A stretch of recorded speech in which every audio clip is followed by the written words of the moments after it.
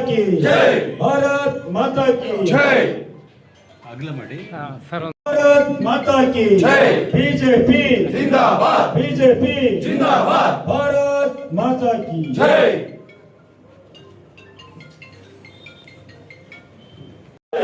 भारत माता की जय, भारत माता की जय, भारत माता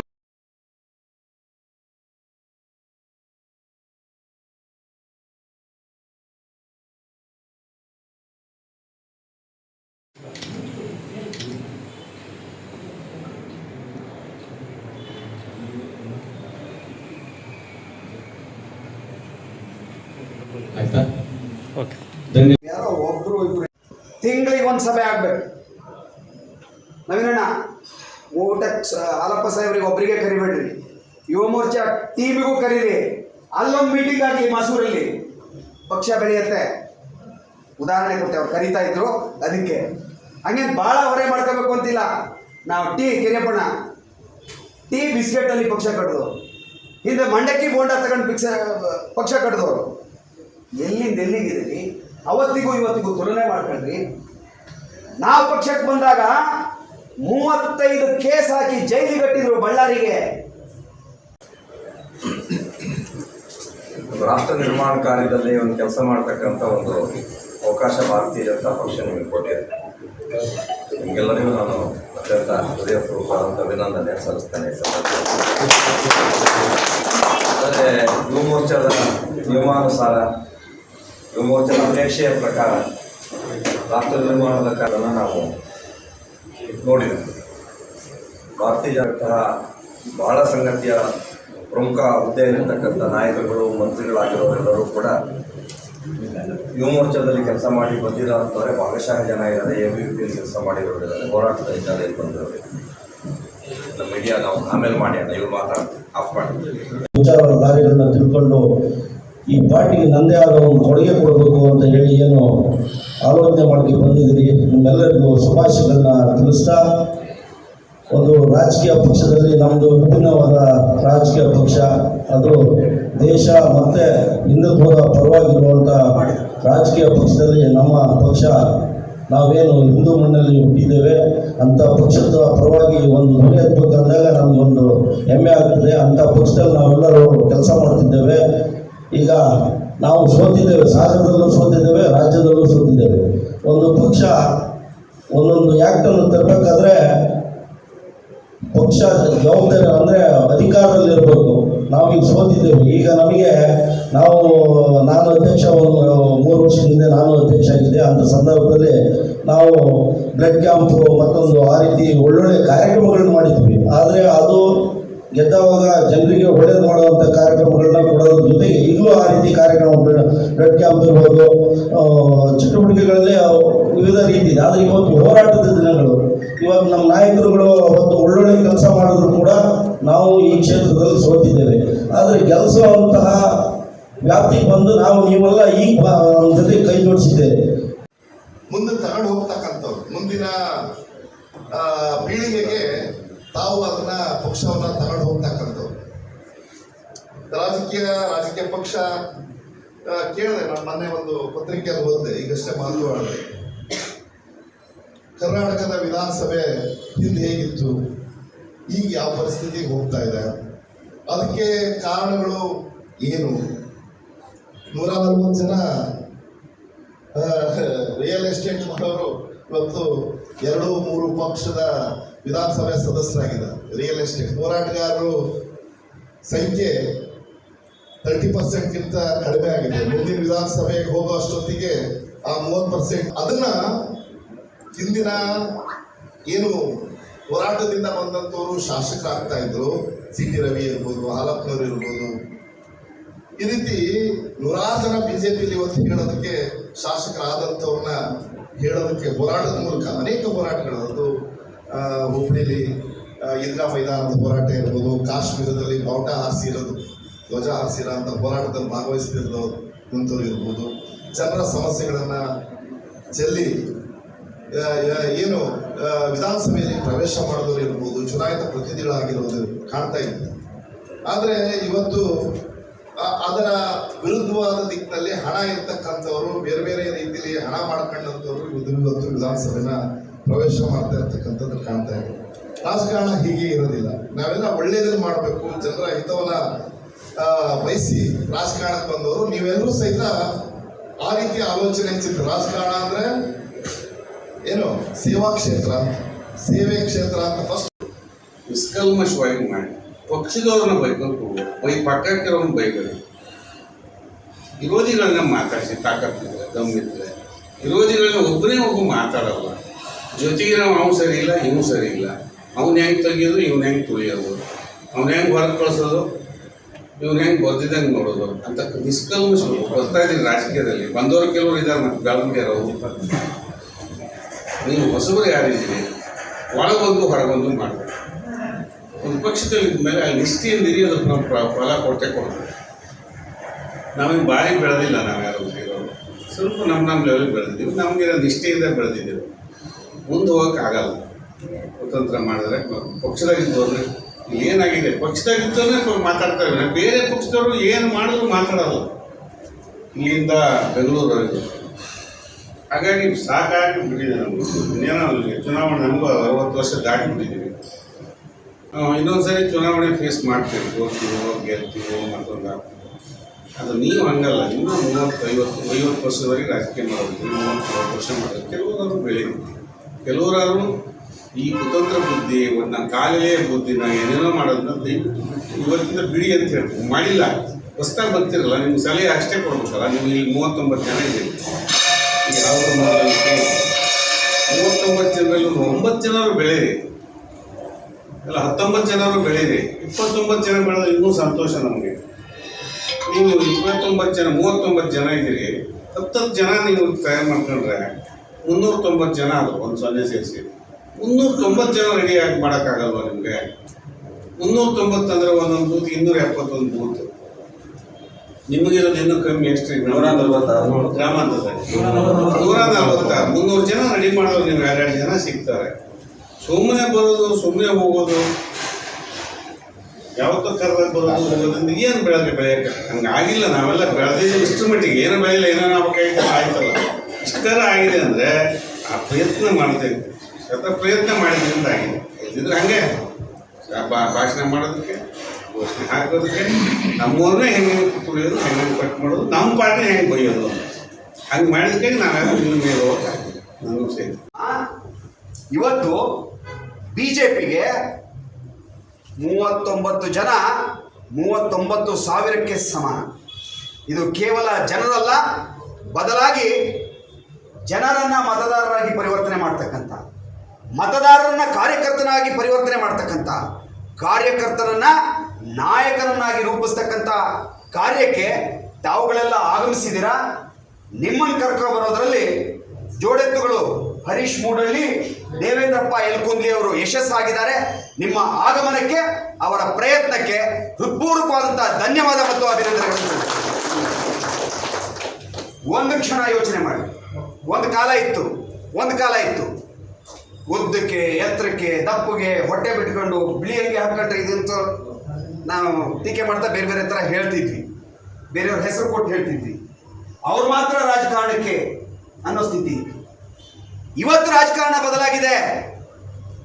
ವಾತಾವರಣ ಬಂದರೆ, ಸಂಘಟನೆ ಗಟ್ಟಿಯಾಗಿದ್ದರೆ, ಮನೆ ಕೆಲಸ ಮಾಡ್ತಾ ಇರ್ತಕ್ಕಂಥ ತಾಯಿ ಭಾರತೀಯ ಜನತಾ ಪಕ್ಷದ ಶಾಸಕರಾಗಿ ಆಯ್ಕೆ ಆಗಿರ್ತಕ್ಕಂಥ ನಿದರ್ಶನ ಭಾರತೀಯ ಜನತಾ ಪಕ್ಷದಲ್ಲಿದೆ.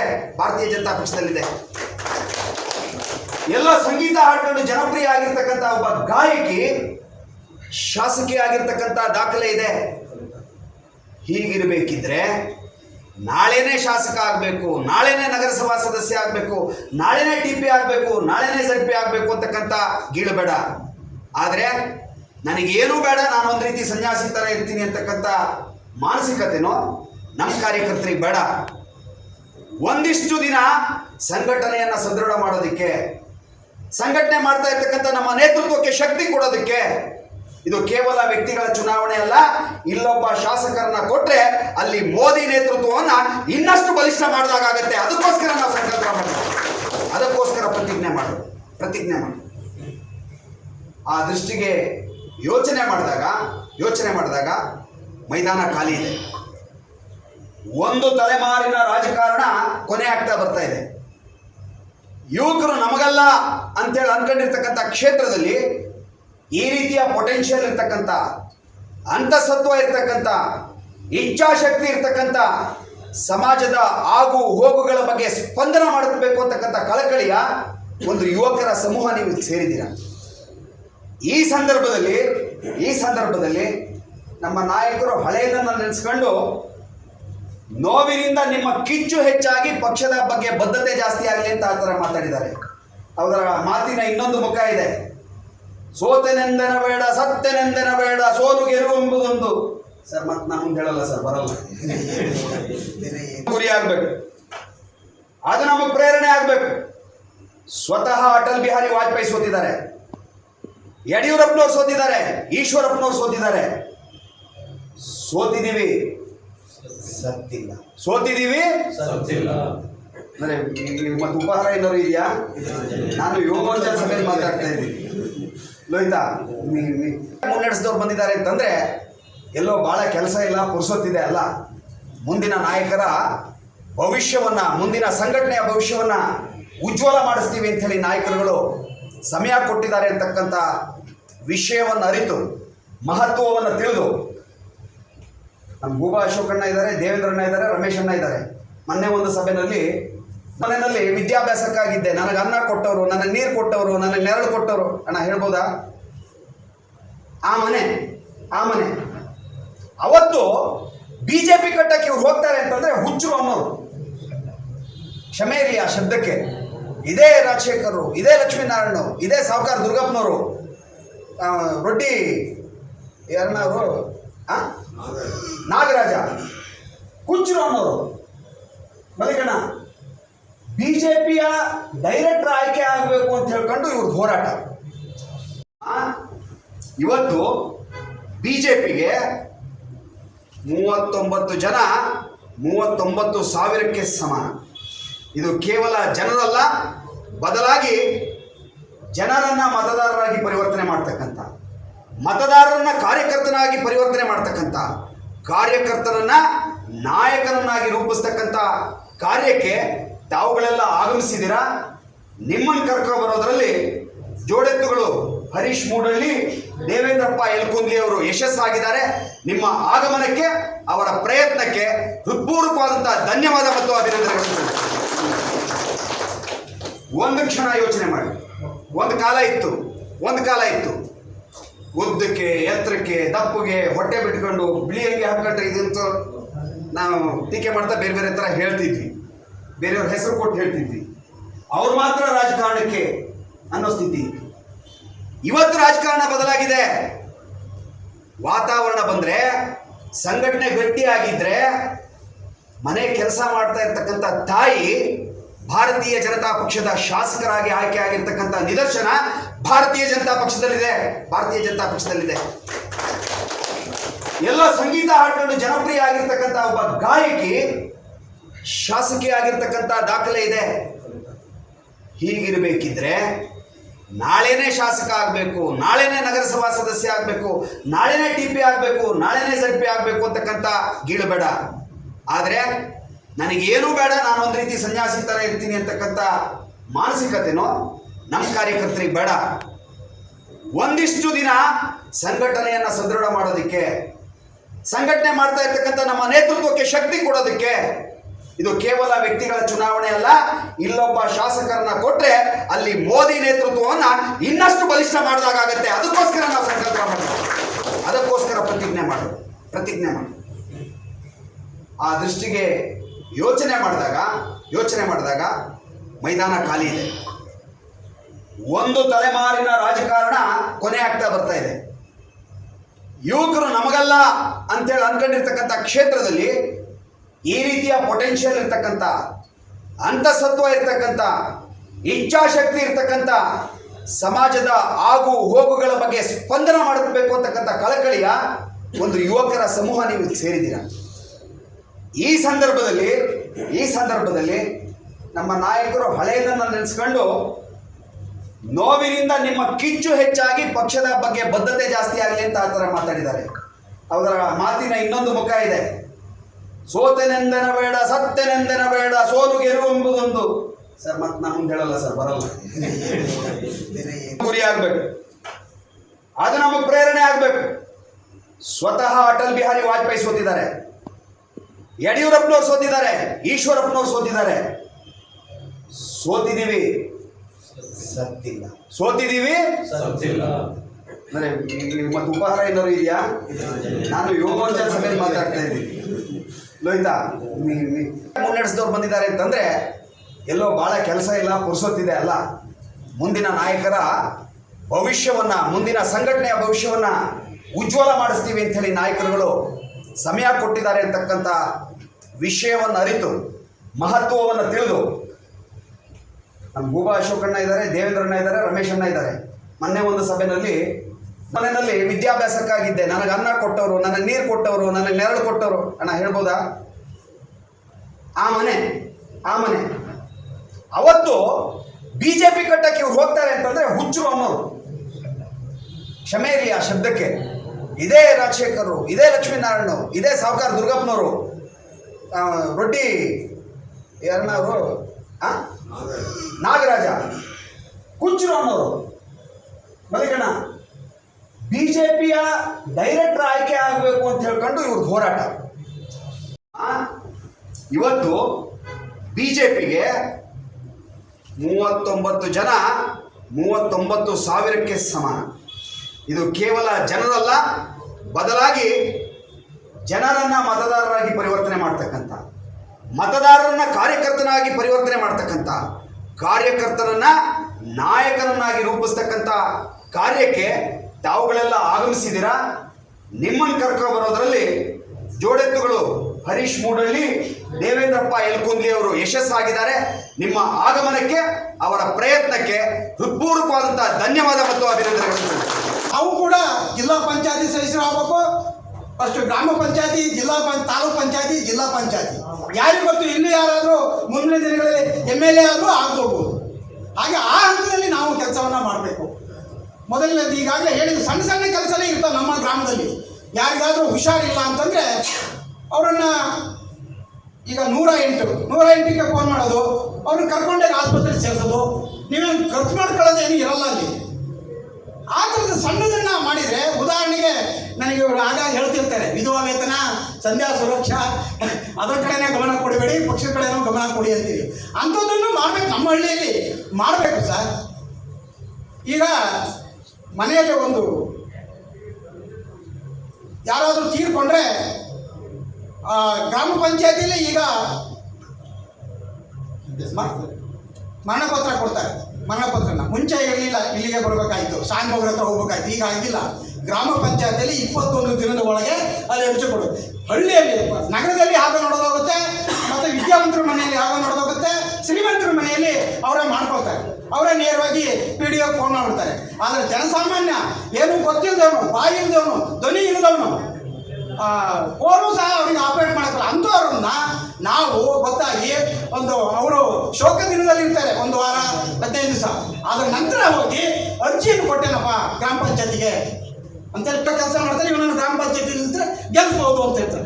ಆ ರೀತಿ ಭಾವನೆ ಜನರಿಗೆ ಬರಬೇಕು. ಅದರಿಂದ ನಮ್ಮ ಪಕ್ಷಕ್ಕೆ ನೀವು ಮಾಡಿಕೊಟ್ಟಿರ್ತಕ್ಕಂಥ ಕೆಲಸ ಇದಾರಲ್ಲ, ಅವರಿಗೆ ಅವರು ಎಲೆಕ್ಷನ್ ಬಂದಾಗ, ನೀವೇ ನಿಂತಾಗ, ಅಥವಾ ನಮ್ಮ ನಾಯಕರ ಎಲೆಕ್ಷನ್ ಬಂದಾಗ ಆಗ ಓಟು ಕೇಳಿದರೆ ದಯವಿಟ್ಟು ಅವ್ರು ಕೊಟ್ಟೇ ಕೊಡ್ತಾರೆ, ಗ್ಯಾರಂಟಿ ಕೊಡ್ತಾರೆ. ಅವರು ಯಾವುದೇ ಅವರು ಹಳ್ಳಿಯಲ್ಲಂತೂ ನೆನ್ಪಿಟ್ಕೊಳ್ತಾರೆ. ನಾನು ಗೆದ್ದಿದ್ದೆ ಹಾಗೆ ಸರ್. ನಮ್ಮನೆ ಇರೋದು ಒಂದೇ ಮನೆ, ನಮ್ಮೂರಾಗ ಒಂದೇ ಮನೆ.